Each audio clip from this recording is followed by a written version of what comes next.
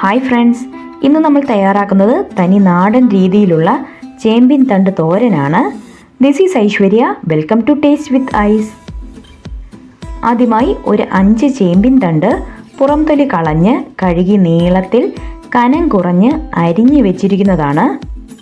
ഇത് നമുക്ക് ഒരു പാനിലേക്ക് ചേർത്ത് കൊടുക്കാം. ഇനി ഇതിലേക്ക് 2 പച്ചമുളക് സ്ലൈസായിട്ട് അരിഞ്ഞത്, 1/4 കപ്പ് തേങ്ങ ചിരകിയത്, 1 തണ്ട് കറിവേപ്പില, 1/2 ടീസ്പൂൺ മഞ്ഞൾപ്പൊടി, ആവശ്യത്തിന് ഉപ്പ്, ഇത്രയും ചേർത്ത് ഇളക്കി യോജിപ്പിച്ചതിന് ശേഷം ഫ്ലെയിം ഓൺ ചെയ്യാം. മൂടി വെച്ച് ഹൈ ഫ്ലെയിമിൽ നന്നായി ചൂടാവാനായി ഒരു 3 മിനിറ്റ് വെക്കണം. ശേഷം ഫ്ലെയിം മീഡിയം ആക്കാം. ഇനി ഒന്ന് ഇളക്കി കൊടുക്കാം. ഇനി ഇതിലേക്ക് 4 ടേബിൾ സ്പൂൺ വെള്ളം ചേർക്കുന്നുണ്ട്. വെള്ളം കൂടരുത്, കുഴഞ്ഞു പോകും. ചേമ്പിൻ തണ്ടിൽ കുറച്ച് ഈർപ്പമുള്ളതാണ്, അതുകൊണ്ട് തന്നെ കുറച്ച് വെള്ളം ചേർത്താൽ മതിയാകും. ഇനി ഇതെല്ലാം കൂടി കൂട്ടി വെച്ച് ഒരു 5 മുതൽ 7 മിനിറ്റ് വരെ വേവിച്ചെടുക്കാം.